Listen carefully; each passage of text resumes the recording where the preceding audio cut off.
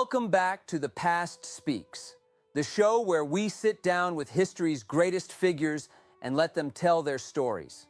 Today, we have a guest who needs no introduction, a military genius, a revolutionary leader, and the man who shook Europe, Napoleon Bonaparte. A pleasure to be here. Though I must say I never imagined I would be doing interviews in the afterlife. Neither did we. But history is all about making the impossible happen. Let's dive right in. Your story is legendary. But before you became Emperor of France, before you conquered half of Europe, you were just a boy from Corsica. What was that like? Corsica, my homeland. I was born in 1769, just a year after France took control of the island. My family was of noble blood, but we weren't wealthy. My mother, Letizia, she was a woman of iron. Strict, disciplined. She ruled the household like a general. Sounds like she prepared you well for battle. More than she knew. She taught me self-control, resilience, and most importantly, never to show weakness. She had no patience for excuses. When I was bullied in school for my Corsican accent, she told me, "Do not seek pity, command respect." That stayed with me my whole life. Wow, that's powerful. What about your siblings? You had a lot of them, right? 7. A competitive household, to say the least. Joseph, my older brother, was supposed to be the successful one, but he lacked my ambition. Lucien was intelligent, but defied me. Louis and Jérôme, I put them on thrones, but they never truly understood what it meant to rule. So family meant power? Family meant loyalty, or so I hoped. I gave them everything. Some of them betrayed me anyway. That is deep. Betrayed you anyways? I'd love to hear more about that. But before we do, and before we get to your first battle, tell me about your education. How did you prepare for all of this? I was sent to Brienne Military Academy in France at the age of 9. I was an outsider, mocked for my Corsican accent and my height. But I excelled in mathematics, history, and above all, strategy. I buried myself in books, Caesar, Alexander the Great, Hannibal. I wanted to be like them. At 16, I graduated as a second lieutenant in the artillery, the arm of war that would become my greatest weapon. That must have been quite the journey. Now fast forward, you're 24 and you're given a shot at proving yourself in battle. Toulon, what happened there? Fast forward? No. Let us not rush. Before Toulon, I was not yet the man history remembers. I was a boy, shaped by Corsica, by my father, by my ambitions. All right, let's go back. Tell me about your father. My father, Carlo Bonaparte, was a lawyer, an ambitious man. He worked for the French, securing a noble title for our family. But he was never truly powerful. He played politics, but I did not respect it. He sent me to France for schooling, believing I would thrive there. I admired his determination, but in the end, he was not strong. He died when I was 16, leaving my mother to hold the family together. That must have been tough. What was life like for you before the army? Lonely. At military school, I was an outsider, a Corsican among the French, mocked for my accent, my height, my lack of wealth. But I had something they did not: drive. I buried myself in books, history, philosophy, war strategy. I was obsessed with Caesar, Alexander the Great, Hannibal. I wanted to be like them. Did you have friends? Few, but one man stands out: Jean Lannes, a true soldier, a friend I trusted. Unlike others, he did not flatter me. He spoke honestly, and he fought like a lion. He died in battle, and it was one of the few times I wept. I am sorry to hear that. But what about other relationships? What about romance? Did Napoleon have a heart before the empire? A heart? Ha! I had distractions. Women intrigued me, but I was never truly theirs. I had lovers, fleeting moments, but nothing like what was to come with Josephine. Ah, Josephine, your first wife. Yes, she was everything I was not. Refined, elegant, cunning. I adored her, yet she was unfaithful. I forgave her many times, too many. but she could not give me an heir, and so duty forced my hand. You divorced her? With a heavy heart, she wept. I turned away. France needed a future. And that led to Marie-Louise. Indeed, an Austrian princess, young, obedient, and she bore me a son, my heir, Napoleon II, the King of Rome. You must have been proud. Beyond words, but fate is cruel. I was exiled when he was only 4. The Austrians raised him to forget me, to despise me. I never saw him again. That must have been devastating. More than any defeat on the battlefield. Fast forward, you're 24, and you're given a shot at proving yourself in battle. Toulon. Where is that, and what happened there? Toulon is a strategic port city in southern France, on the Mediterranean coast. The British and Royalists had seized it, making it a crucial naval base. If we lost Toulon, we lost control of the south. And what was your strategy? I saw the key weakness: supply lines. I placed my artillery on the heights of Leguillet and Cairo, giving me a commanding view of the British fleet. My cannons rained fire upon them, sinking their ships and forcing their troops into disarray.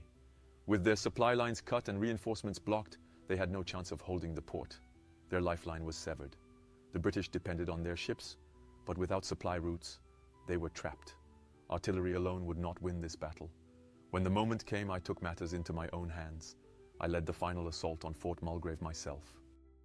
Wait, you personally led the charge? Of course. A general should lead, not hide behind a map. And when you say artillery, what exactly did you use? I commanded heavy field cannons, 12-pounders and 24-pounders. These were not just weapons, they were the key to victory. I positioned them for maximum devastation, bombarding the enemy's fortifications and cutting down their reinforcements before they could regroup. The battle was brutal. Yes, the enemy resisted fiercely, but my men stormed the fort and drove them back. The British fleet, seeing their position was lost, abandoned Toulon. The city was ours, and with it, my name was secured in the army. This victory earned you a promotion, Brigadier General at just 24 years old. Indeed, Toulon was the proving ground, but it was only the beginning. Soon, the Republic would send me to Italy, where I would change the art of war forever. So, Toulon made you a Brigadier General, but your next challenge was even greater. Italy.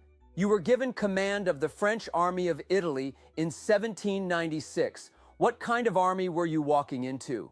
A broken army, starving, unpaid, and on the verge of collapse. The generals before me had failed. Morale was low, discipline weaker still. But I did not see a defeated army. I saw an opportunity. I told my men, "Soldiers, you are hungry and naked. The enemy has everything you need. Go and take it." And they followed me. And that's when you began your legendary Italian campaign. How did you turn things around so quickly? Speed and unpredictability. The Austrians and their allies, the Piedmontese, moved slow, relied on old tactics. I moved fast, struck before they were ready. I split their forces apart, making them fight separate battles instead of overwhelming me all at once. Your first battle, Montanate. How did you win? I struck before the Austrians could unite their forces. I created a false front, making them believe I was positioned one way, while my real strength attacked from another. Divide and conquer, that was the key. And then came the Battle of Lodi. Some say this was the moment your soldiers truly believed in you. Lodi was a test of will. The Austrians retreated across the Adda River, destroying bridges behind them. But one bridge remained, the Lodi Bridge, heavily defended by cannon fire. If we didn't take it, the enemy would escape. And you personally led the charge across that bridge. Yes, the cannon fire was relentless. But I knew my men would follow me if I showed them I was willing to die beside them. We stormed across, cut down the gunners, and took the bridge. That day, my men started calling me Le Petit Caporal, the little corporal. It was a name of respect. They saw I was not a general who watched from the rear. I was one of them. And after Lodi, you didn't stop. You continued through Italy, breaking through one Austrian force after another. Yes, at Castiglione, at Arcole, at Rivoli. Everywhere I struck before they were ready. And when they sent reinforcements, I destroyed them before they could unite. By the time the Austrian army realized what was happening, they had already lost. This all led to your siege of Mantua, where the Austrians sent 4 relief armies to stop you. And I crushed them. A relief army is sent to rescue a besieged city, but they made the mistake of coming one by one. Each time they sent reinforcements, I isolated them and destroyed them before the next could arrive. Incredible. What was your final victory in Italy? Rivoli. And with that, The last Austrian army came in full force, trying to break through my lines. I positioned my men in the hills, luring them into a trap. Once they were engaged, I struck from multiple sides, cutting them off. They were annihilated. Mantua fell. Italy was mine. And with that, you had reshaped the battlefield. The French Republic had a new hero. Italy was my masterpiece, but my ambitions stretched further than just Europe. I set my sights on Egypt. Egypt. Now, this is an interesting turn in your career. Why did you decide to invade Egypt? It was never just about Egypt. It was about striking at Britain's lifeline, India. If I could take Egypt, I could cut off British trade routes, weaken their empire, and turn the Mediterranean into a French-dominated sea. A bold plan. But Egypt wasn't exactly an easy target. The Mamluks had ruled there for centuries. The Mamluks were warriors, fierce cavalrymen who had ruled Egypt for generations. But they fought like relics of the past. Swords, spears, and chaotic cavalry charges against disciplined musket fire and artillery.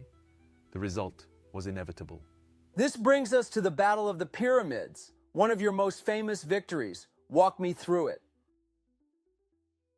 The Mamluks had the advantage in numbers and cavalry, but I had discipline and strategy. I arranged my men into large hollow square formations with bayonets and cannons on all sides. The Mamluk cavalry charged, thousands of them, but they crashed against our walls of fire. We did not break. We stood firm, and within hours we had destroyed their army. And just like that, Egypt was yours. Not quite. Cairo fell, but my fleet, my escape route, was still vulnerable. And that's when disaster struck. Ah, the Battle of the Nile. This was Admiral Nelson, right? Yes, Nelson, a cunning and ruthless commander. He caught my fleet anchored in Abu Qir Bay. I had ordered defenses, but it was not enough. Nelson attacked at night, slipping between our ships and trapping them against the shoreline. One by one, my fleet was obliterated. The French Navy was crippled. So now you're stranded in Egypt. Yes, but where others saw defeat, I saw an opportunity. My men could not leave, but neither could I. So I turned my attention to science, archaeology, and history. It was in Egypt that we discovered the Rosetta Stone. Ah, the Rosetta Stone, that's huge. That was the key to unlocking Egyptian hieroglyphics, right? Exactly. A stone with writing in 3 scripts, Greek, Demotic, and hieroglyphics. It allowed scholars to finally decipher the ancient Egyptian language. A victory, even in defeat. But while you were making discoveries, things back in France were falling apart, right? Yes, the Directory, the corrupt government running France, was weak, losing control. I had to return, I had to act. So you abandoned Egypt? I left Egypt in secret, slipping past the British blockade. My time there was over. A greater battle awaited me in France. And that leads us to the coup of 18 Brumaire. France was in chaos when you returned. The Directory was collapsing. The government was weak. What was your plan? I saw the truth. France needed a strong hand, a leader who could end the corruption and restore order. The politicians were weak, indecisive. I had won wars for France. Now, I would save it from within. So that's when you staged a coup? Yes, the coup of 18 Brumaire, 1799. I walked into the chambers of power with my loyal men. The politicians panicked, unsure of what was happening. Some tried to resist, but my brother Lucien, who was president of the council, silenced them. He declared that a group of radicals was attempting to overthrow the government and that I was there to protect the republic. Smart. So they didn't even realize they were being manipulated. Exactly. The vote was cast, and just like that, the Directory was abolished. In its place, we established a 3-member consulate to rule France. Of course, I was first consul, the true ruler. That is incredible. But how did you manage to take over like that without bloodshed? By controlling the narrative. I made it seem as though I was restoring order, not seizing power. The people wanted stability, the army trusted me, and the politicians, they feared me. Wow. And now, at just 30 years old, you were the most powerful man in France. Yes, but I was not finished. I had saved France from itself. Now I would take it to heights the world had never seen. That brings us to your greatest transformation. You weren't just a general anymore. You were about to become an emperor. Now, Napoleon, after the coup, you weren't just a military leader, you were France's ruler, but you weren't content with just being first consul. In 1804, you crowned yourself emperor. Why? Because no one gives you power. You take it. The Pope was there to place the crown on my head, as tradition demanded, but I would not allow it. I lifted it myself and placed it upon my own head. I was not a king by divine right. I was an emperor by my own making. That was a bold move. History favors the bold. With your empire secure, you turned your sights outward. Your wars shaped Europe. But what made you such a dominant force on the battlefield? Speed, deception, and adaptability. My enemies fought wars of position, moving slowly, relying on outdated tactics. I moved fast, striking before they could react. I divided their armies, isolated them, and crushed them one by one. Okay, one of your most famous victories was Austerlitz in 1805. How did you pull it off? Austerlitz was a masterpiece. The Russians and Austrians had superior numbers, but I made them believe I was weak. I lured them into attacking my right flank, which I deliberately weakened. As they advanced, I struck at their center, splitting their army in two. They collapsed under the pressure. It was my greatest victory. But your ambition kept growing. In 1812, you made a fateful decision. You invaded Russia. Why? Russia refused to obey my continental system, my strategy to strangle Britain economically. I could not allow defiance. The continental system? What exactly was that? It was an economic blockade. I ordered all European nations under my control to stop trading with Britain, cutting them off from resources, goods, and trade profits. Without trade, Britain's economy would weaken, forcing them to surrender. But Russia broke the agreement, and that was a challenge I could not ignore. The invasion started well. You won at Borodino and took Moscow. But then, things fell apart. The Russians did not fight as expected. Instead of surrendering, they retreated deeper into their vast country, burning everything behind them. When we reached Moscow, we found it in flames. There was nothing to capture, no supplies to take. And then came the winter. Yes, the cold, the starvation, the exhaustion. It was unlike anything we had faced before. My army, once 600,000 strong, was reduced to a shattered remnant. The Russian winter did what no enemy ever could. It defeated me. This was the beginning of the end for you. Yes. After Russia, my enemies saw their chance. One by one, they turned against me. And then came Leipzig, the Battle of Nations. Leipzig was a disaster, the largest battle in European history at the time. My allies, Germany, Poland, Italy, they abandoned me. I fought, but the numbers were too great. Paris fell. I was forced to abdicate. And with that, you were exiled to Elba. A small island, a small prison, but I was not finished. You escaped. How did you escape Elba? Elba was a prison, but it was not an impenetrable one. I watched, I waited. My supporters remained loyal, and word reached me that France was restless under King Louis XVIII. The moment was right. I gathered a small force, 1,100 men, seized a ship, the Inconstant, and set sail. The British had patrols, but luck was on my side. After 6 days at sea, we landed on the southern coast of France. But wait, how did you escape exactly? To orchestrate my escape, I capitalized on the relaxed vigilance of the guards and the Navy patrols. The British and the Allies had grown somewhat complacent, not believing I would risk such an audacious move. I secretly gathered a group of my most faithful soldiers, about 1,100 men, and seized the moment when the international watch over Elba was weakest, particularly during a local festival when the guards were distracted.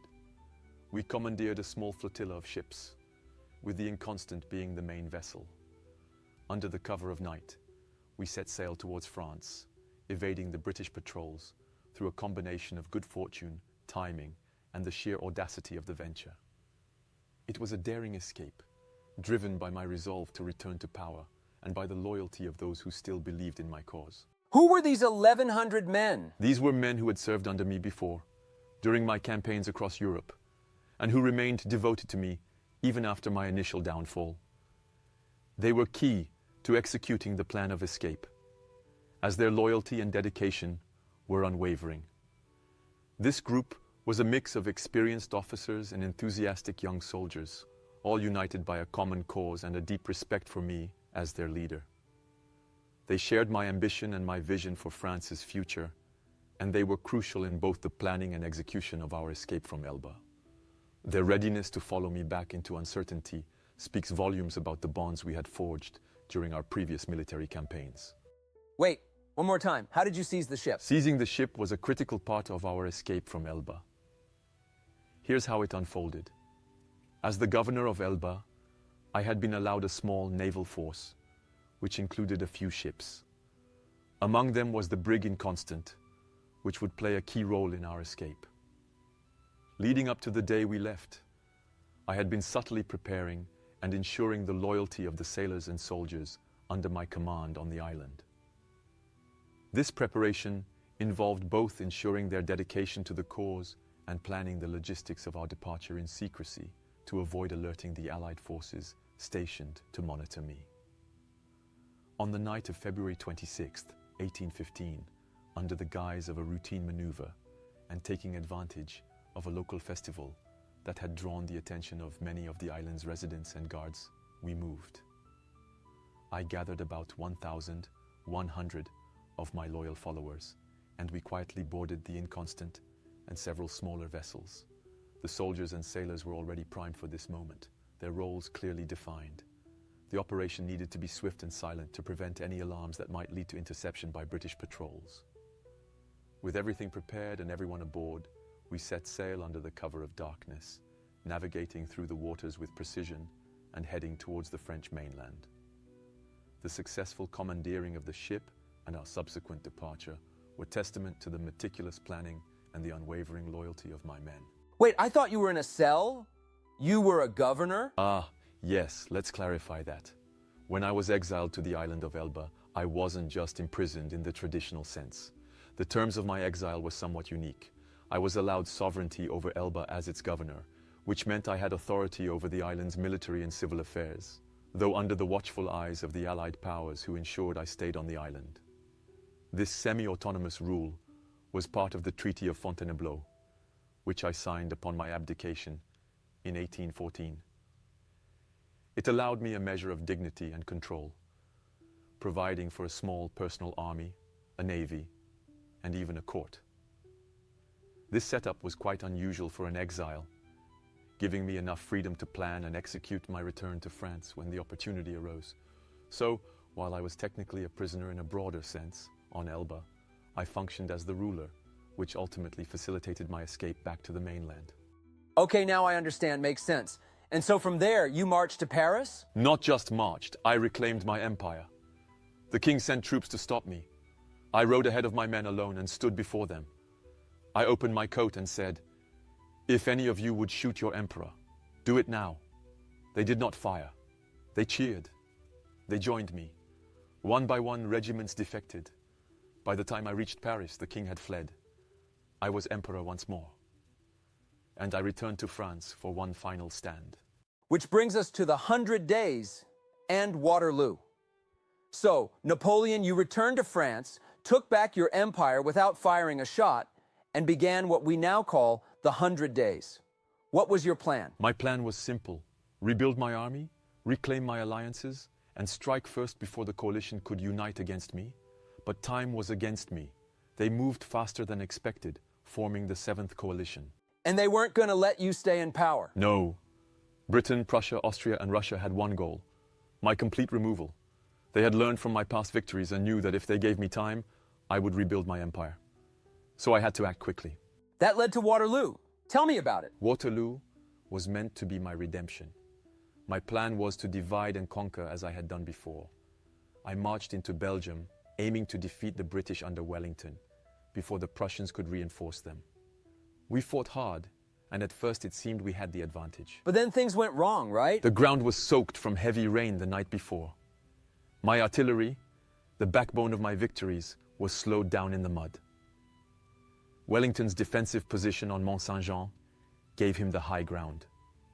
Despite this, we fought fiercely. My Imperial Guard made a final push, but at that moment, the Prussians arrived. Fresh reinforcements hit my exhausted troops. The battle was lost. And that was it, the end of your rule. Yes, I was forced to abdicate once more. But this time there would be no Elba, no escape. They sent you to St. Helena, a remote island in the South Atlantic. What was life like there? It was a prison like no other. Isolated, forgotten. I spent my days writing my memoirs, reflecting on my triumphs and mistakes. I was surrounded by British guards, always watching, ensuring I could never return. And then in 1821 you died. Do you think they poisoned you? Haha. Some believe so. Others say it was stomach cancer. But does it matter? My body may have died, but my legacy did not. Your name lived on. You shaped laws, warfare, and the very idea of leadership. How do you want to be remembered? As a man who seized his destiny, a conqueror, a lawgiver, an emperor. Some call me a tyrant, others a genius, but history speaks for itself. And today, it spoke through you. Indeed. Wow, what a journey. From an ambitious young Corsican to a brilliant general to the Emperor of France, you reshaped Europe, revolutionized laws, and led countless battles. But in the end, even the greatest conquerors must fall. Looking back, do you regret anything? Regret? I regret that I did not have more time. Time to secure France's future, to outmaneuver my enemies once more. But history is written by those who endure. My legacy still lives, does it not? It absolutely does. Your Napoleonic Code remains the foundation for legal systems across the world. Your military strategies are still studied today, and your story, well, it continues to inspire generations. Then I suppose I have achieved what all men desire, to be remembered. That you have. Thank you for joining us, Emperor Napoleon. A pleasure. And with that, we conclude this episode of The Past Speaks. We've learned about ambition, strategy, and the price of power. But most importantly, we've heard history straight from the source. Until next time, keep questioning, keep learning, and let the past speak. Before you go, if you enjoyed this video, don't forget to like, share, and subscribe to The Past Speaks. Your support helps us bring more historical figures to life. Now we want to hear from you. Did you enjoy this sit-down interview format, or do you prefer the first-person POV style like we did with Genghis Khan? Let us know in the comments. And if you haven't already, be sure to check out our Genghis Khan video where he tells his own story from his perspective. It's a must-watch for any history fan. Thanks for watching. And until next time, let the past speak.